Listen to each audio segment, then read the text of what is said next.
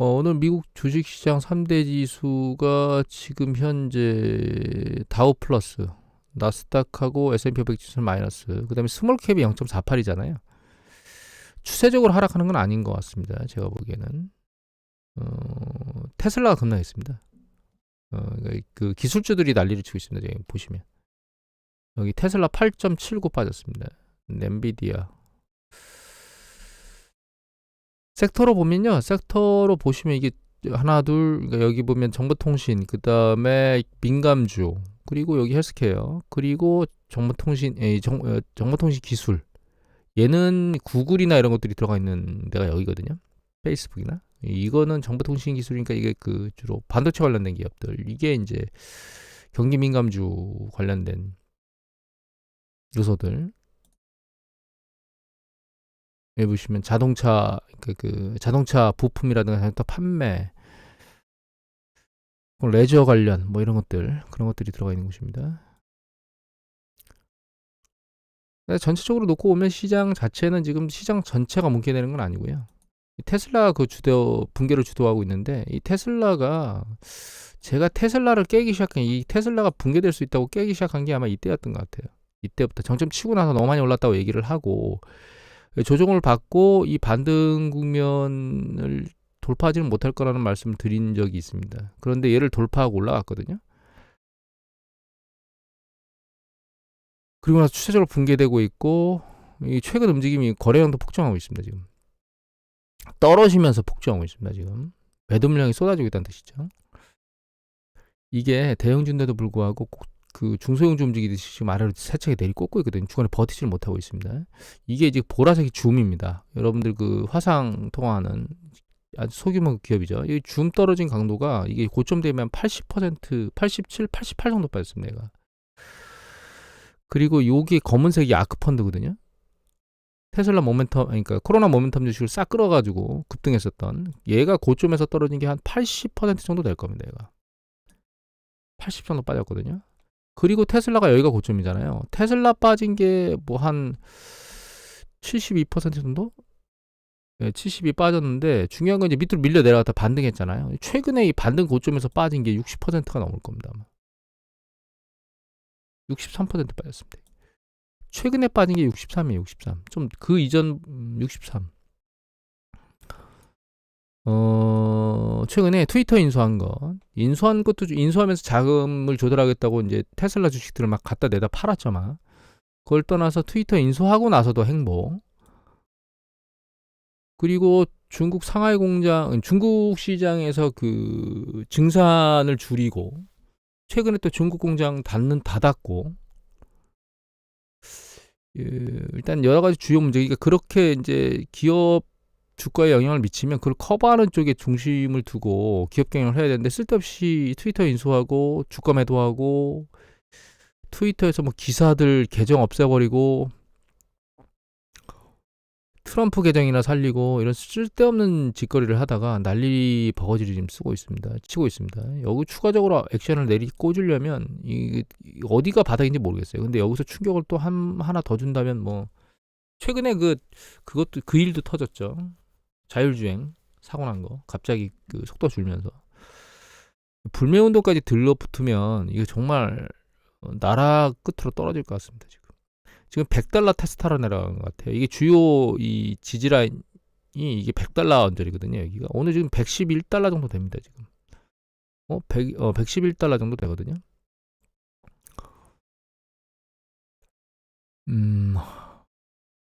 이 부정적인 얘기만 했는데 만약에 긍정적이라면 이 가능성이 거의 없는데 일론 머스크가 경영에서 물러나고 전문 경영인이 테슬라에 들어오는 그런 강수를 둔다면 모르겠지만 아닌 경우에는 이게 내리꽂는 강도가 준다 하더라도 반등의 강도는 그렇게 세질 않은 것 같습니다. 이게 과매도 구간에 들어왔는데도 불구하고 그걸 무시하고 아주 세차게 계속 내리꽂고 있거든요. 다음은 푸틴이 러시아 유가상한제를 도입한 국가들한테 내년도 2월 달부터 석유 수출 금지한다고 얘기가 나왔거든요. 근데 이게 유럽 시간으로 그러니까 우리나라 이제 27일 날 발표된 거거든요. 유럽 시간으로 현재 시간으로. 그러니까 어제 발표됐겠죠. 오늘 새벽 넘어오면서 어, 그런데 석유 가격은 그렇게 움직이지 않고 있습니다. 보면 여기 지금 28일 오늘 넘어와서 이런 시장 장을 보면 이게 이게 더 위로 들려야 되는데 이게 아랫방향으로 세차게 내리꽂았거든요. 그리고 사실 석유가 뭐 여러 가지가 혼재돼서 움직이지만 중 같은 경우에는 지금 뭐 대규모 난리를 쳐대고 있다고 하는데 환자 급등으로 관광지는 또 붐빈다는 얘기들도 나오고 있습니다. 그래서 유가의 최근 움직임을 보면 이게 브렌트유고 이게 우랄산맥 그 러시아산 석유거든요. 아래 추세적으로 내려오다가 들리긴 들렸는데 이 들린 강도가 사실 우리가 내려오는 강도에 비해서 그렇게 세진 않아요. 다만 러시아가 이제 뭔가 화작질을 하면서 이 브렌트유가 우랄산맥의 차이는 갭이 벌어지던 게 이제 멈췄습니다. 지금 일단 강도가. 하지만 유가가 이런 이제 러시아의 그 푸틴의 액션에 의해서 다시 세차게 들려 추세적으로 올라가지는 않을 것 같습니다. 제가 생각하기엔. 일정 부분 더 들릴 수 있는 가능성은 오픈됐다고 보셔야 됩니다. 왜냐하면 중국이 저걸 위드 코로나로 가면서 약간의 경제 성장이나 이런 기대감이 살짝 들렸기 때문에 그런 중국 수요에 의해서 얘가 살짝 더 들릴 수 있는 가능성이 있다. 다만 추세적으로 올라가면서 에너지가 난리를 칠 것이다. 이런 생각은 안 하셔야 될 것 같습니다. 캡을 씌운 게 영향을 그러니까 그 효과를 보이고 있다. 이렇게 생각하고 있습니다. 그리고 미국의 주택 가격이 지금 내려가고 있거든요. 4개월 연속 모기지 금리가 급등해서 이미 많이 보여드렸지만 금리도 많이 올라갔지만 주택 공급업자들의 심리도 많이 떨어졌고 요번 달에 신규 주택 판매는 반등했지만 추세적으로 지금 기존 주택 판매는 아랫방향으로 계속 내리꽂고 있거든요. 그래서 이제 주택 시장이 추세적으로 내려가는 것 같아요. 오늘 그 FHFA 주택 기업 관리청인가 뭐 그럴 겁니다만 거기서 발표된 거 보면 이거 리얼이고 이게 지난번에 봤던 건 진로우 주택 지수고요. 요거는 이제 미국의 이제 그 공공기관에서 내는 주택 지수인데 보시면 정점을 치고 둘 다 내려오고 있습니다. 고점을 친 것 같아요. 근데 이제 이것들이 결과적으로 이제 그 인플레이션의 억제에 도움을 줄 것이다 이런 얘기를 하고 있죠.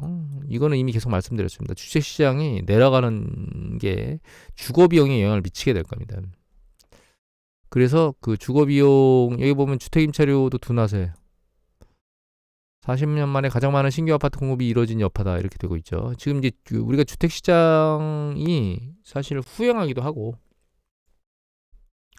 가격에 그리고 그 시기에 이제 상당히 많은 주택이 매매가 됐고 그런 것들이 이제 결과적으로는 CPI 지수 중에 주거 관련된 비용을 내리는 상황이 돼서 인플레이션 압력이 억제 도움이 될 것이다 이렇게 기사가 나온 거죠. 손미정 기자께서 헤럴드 경제 12월 26일자로 올리셨습니다. 우리나라도 마찬가지입니다. 주택 가격이 내려가면서 뭐 전세 가격이나 이런 것들을 내려가고 그게 이제 주거 비용에 대한 인플레이션 압력을 줄이게 될 겁니다. 이거 이외에 인플레이션 압력이 더 앞으로도 줄어들 거라고 생각하는 부분이 사실 하나 더 있는데 그거는 이제 고용 부분입니다. 이거 미국의 컨퍼런스 보드에서 나오는 그 온라인에서 일자리 그러니까 구직이 아니고 구인과 관련된 정보거든요. 근데 이게 HWOL이라고 하는데 이게 보시면 이게 파란 거거든요. 이게 고용이에요. 이게 선행하거든요. 보시면 먼저 내려오고 얘가 추세적으로 따라 내려오죠. 먼저 올라오고 따라 올라가잖아요. 그러니까 오프라인보다 온라인의 구인을 올리기가 쉽기 때문에 온라인 쪽에서 먼저 반응하고 오프라인이 나중에 반응하는 움직임 뭐 이런 형태라고 생각을 하시면 될 것 같아요. 그래서 얘가 이제 지금 이 온라인 쪽이 꺾여가지고 계속 추세적으로 내려오고 있거든요. 근데 이제 전체적인 고용 수준은 아직까지는 내려오지는 않고 있어요. 다만 그 어제 제가 읽은 기사 중에서 그 서비스 업종 관련된 요식업 쪽에 있는 사람의 얘기를 들어보면 코로나 팬데믹에 상당히 많은 요식업체가 망했는데 지금까지 요식업체가 살아있는 거는 높은 가격인데도 불구하고 장사가 되는 요식업체 그런 업체들이 살아남아 있는데 이제 그래서 이제 가격을 계속 올릴 수 있는 여력을 가지고 있고 그 가격 올리는 걸로 버틴다는 겁니다. 그런데 이제 거기에서는 사람들을 구하기가 좀 쉽지 않다 이런 얘기가 나왔어요. 그래서 제가 서비스 업종에서 일자리 중에 질이 낮은 것들이 좀 늘어나는 패턴이고 지난번에 풀타임은 안 늘어나고 있는데 파트타임이 점점점 늘어나는 걸 보여드렸죠. 그러니까 그런 서비스 업종에서 풀타이머 고용이 아니고 파트타이머 고용이나 이런 것들이 늘어나고 있고, 풀타이머 고용으로 돼 있던 뭐 예를 들면 그 대기업, 빅테크 기업들 이런 애들은 지금 해고를 막 시키고 있어서 풀타임 고용직은 늘어나지 않거나 약간 줄어드는 그런 패턴으로 움직일 것 같고, 파트타이머로 좀 버티고 있는 것 같아요. 고용의 질도 안 좋아지고 있다, 이렇게 보입니다, 사실.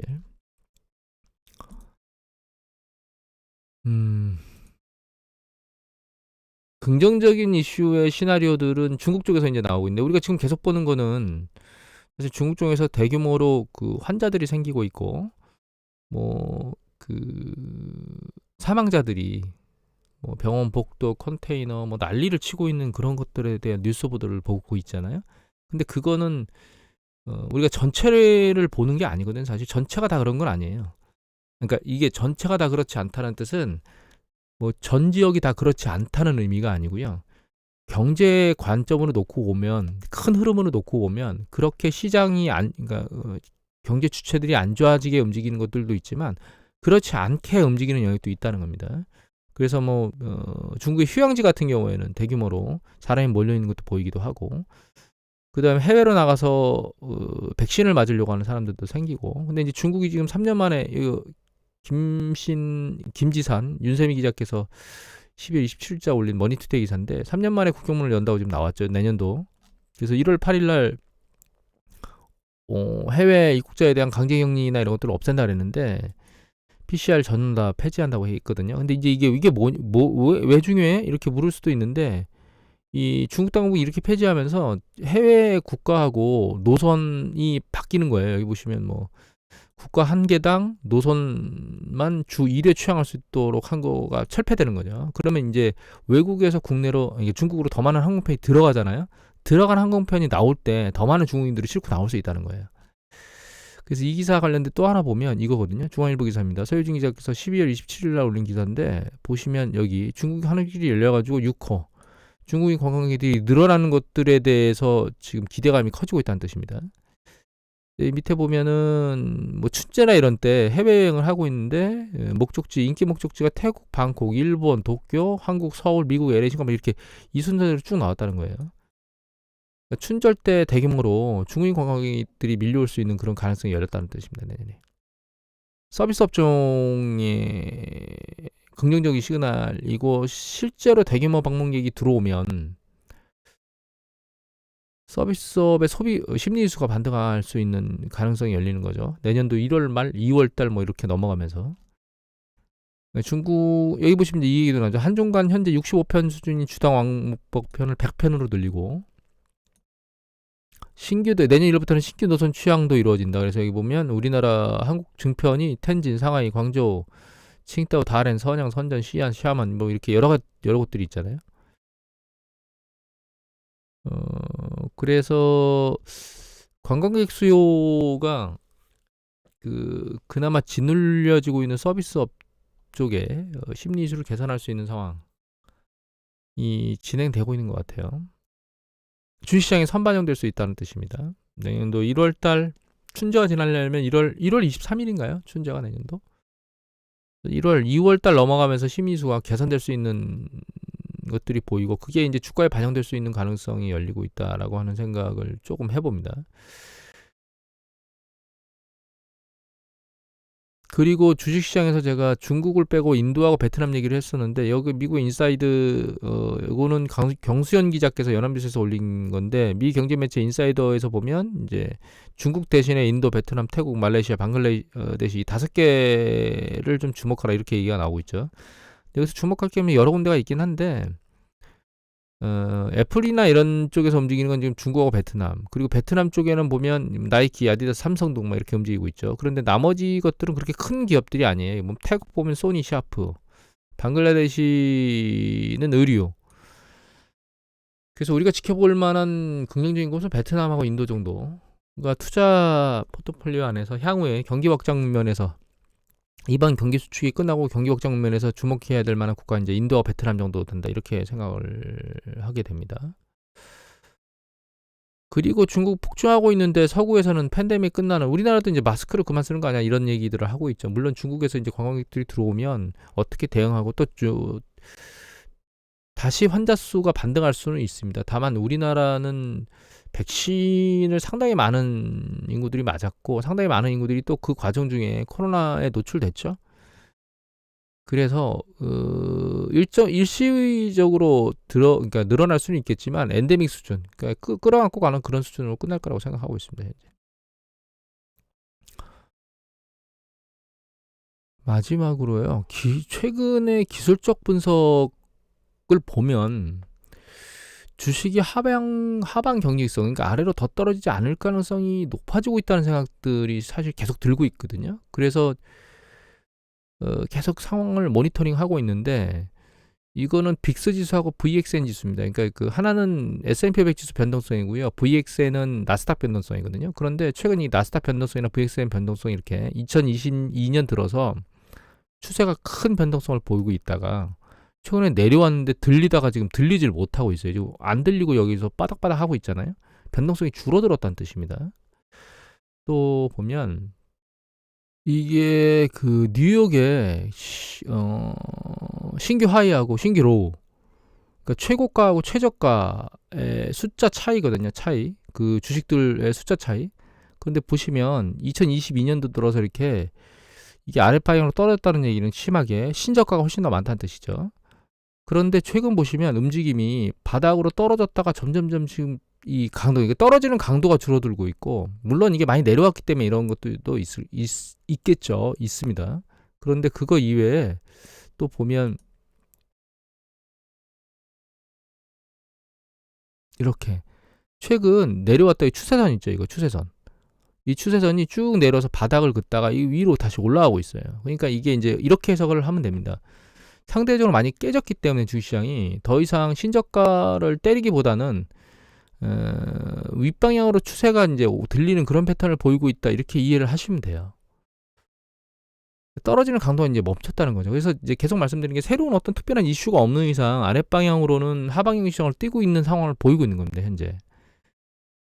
그리고 이 차트는 뭐냐면 이게 S&P 500 지수에서 200일 이동평균선, 150일 이동평균선, 50일 이동평균선의 윗단에 있는, 그러니까 이거보다 위에 있는 혹은 아래에 있는 그런 그 숫자, 아래는 아니네, 윗단에 위에 있는 요 이동평균선 위에 있는 주식들의 퍼센테이지거든요.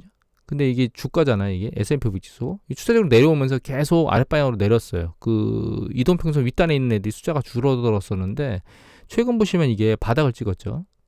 그리고 반등했는데 요번 반등에선 이때보다 더 많이 올라갔습니다.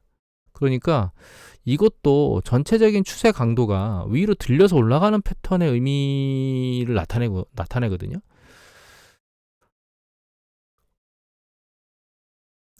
물론 모든 것이 다 긍정적인 건 아니에요. 뭐 예를 들면 이거는 그 푸컬레이션인데 개인하고 기관들이 동시에 한 모든 것들을 다 포함하는 거거든요. 이 윗방향으로 올라간다는 얘기는 풋옵션이 많다는 뜻입니다. 아랫방향이 이제 콜옵션이 많은 거고. 근데 보시면 추세적으로 2022년도 들어서 여기서는 이제 횡보 구간을 이렇게 보이고 있다가 2022년 들면서 풋이 점점점 강도가 계속 세지고 있는 방향성을 보이고 있긴 하거든요. 다만 이동평균선을 보면 이동평균선이 여기 지금 빨간색을 뚫고 쭉 올라오고 있다가 최근에 보시면 이 강도가 약간씩 줄어들고 있고 이 빨간 추세선, 중앙 추세선에 붙고 있잖아요. 그러니까 이게 이제 점점 강도가 세지진 않고 있다는 뜻입니다. 그래서 이게 아직 방향이 전환됐는지 판단할 수는 없지만 추세적으로는 그 강도, 풋옵션, 그러니까 매도 강도는 줄어들고 있다. 매도 옵션에 대한 강도는. 전체적으로 놓고 보면 일단은 기술적 분석, 이거는 기술적 분석인 거거든요. 이미 만들어진 가격 지수, 여기 보시면 이제 아까 보여드렸던 빅스 지수라든가 혹은 그 이게 그 하이하고 로우의 그 차라든가, 그 다음에 요거가 그 200일 이동평균선 혹은 150 특정 이동평균선상의 윗단에 있는 애들의 숫자들이거나 퍼센트, 이런 것들은 전부 다 이미 만들어진 가격 의해서 현재 기술적 분석을 하는 거예요. 그리고 마지막에 있는 풋 콜레이션은 현재 투자자들이 그 아랫방향으로 짓누르는데 베팅을 더 많이 하는지 윗방향으로 올라가는 거에 베팅을 더 많이 하는 건지에 대한 패턴이거든요. 그러니까 그 가격 지표상으로 놓고 보면 상당히 많이 내려와서 더 이상 아랫방향으로 내려가지 않을 것처럼 보이고 있지만 실제로 투자자들 입장에서 놓고 보면 아직까지도 아랫방향으로 내려가는 곳에 베팅하는 그 규모가 그런 패턴이 완전히 누그러지진 않은 겁니다. 다만 이제 말씀드렸지만 추가적인 이슈가 존재하지 않으면 이게 아랫방향으로 주가가 세차게 밀리진 않을 것 같아요. 그리고 이제 중국에서 쏘아 올린 이 이슈, 그러니까 중국이 이제 그 경제 위드 코로나 넘어가면서 지금 이제 중국 쪽에서 뭐 대규모로 환자들이 나오고 있는 것들이 부정적으로 보이는 뉴스처럼 우리가 눈으로 보이잖아요. 공장문도 닫고.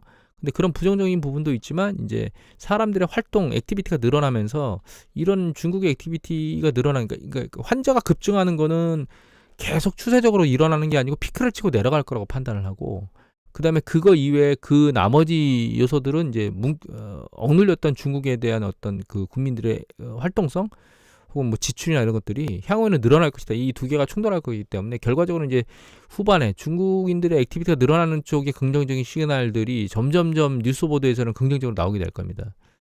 이게 주식시장에 언제 반영될지가 시간에 대한 문제이지 추세적인 문제는 아닌 거라고 판단이 됩니다. 물론 중국에서 특별한 변이가 발생해서 뭔 쌩 난리를 치는 그런 전 세계에 다시 코로나를 난리치게 만드는 이런 상황으로 바뀔 수 있는 가능성이 제로는 아니지만 지금까지 계속 보면 그러니까 감염률은 올라가지만 치사율은 계속 떨어지는 게 지금까지 계속 바이러스가 진행되는 과정이었거든요. 그래서 추가적으로 그 변이가 나온다 하더라도 사실 큰 문제는 없을 것 같고, 과거하고 다르게 이제 전 세계 주요 선진국들은 전부 다 백신을 맞은 거 하고, 그다음에 이제 이미 많은 국민들이 천천히 코로나 쪽에 감염된 그런 것들로 놓고 보면 큰 문제가 발생하지는 않을 것 같아요. 중국 코로나도. 엔데믹으로 가는 거는 뭐 명확한 것 같고, 그러면 이제 중국 경제가 오히려 그러니까 글로벌 경제에 약간이나마 햇살을 비칠 거라고 하는 보도들이 더 많아질 것 같습니다. 가면 갈수록. 그게 주식시장에 영향을 미칠 것 같아요. 그래서 산타랠리나 이런 게 없지만 크게 일어나지 않겠지만 내년도 상반기에 주식시장이 약간 긍정적인 패턴을 보일 수 있는 가능성이 조금씩 눈에 보이는 것 같긴 합니다. 이 정도로만 생각하면 될 것 같아요. 오늘은 이 정도로 마치도록 하겠습니다.